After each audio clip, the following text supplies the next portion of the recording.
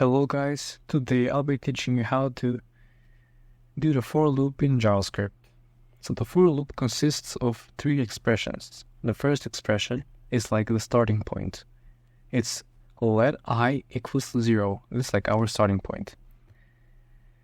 We divide those things with semicolons.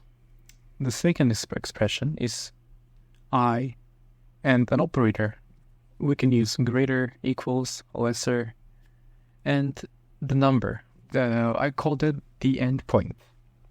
And because this is a loop, it has an iteration. That's the third expression, I++. That's for every iteration. Every time a loop is done, it will be plus 1. So if you use I++, it's going to add 1. If you use I minus, it's going to minus 1.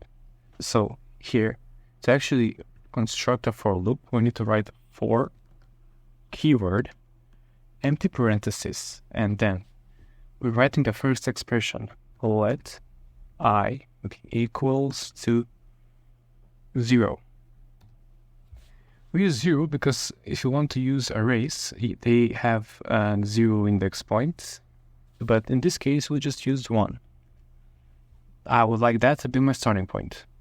Then, the second expression, I'll just want to be I minus I to be lesser than 10.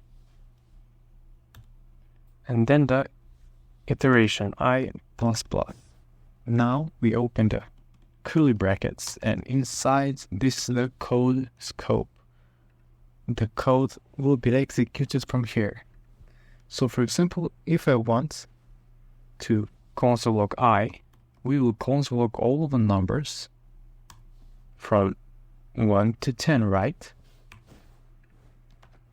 Well, you're wrong, because the loop breaks if I reaches to 10.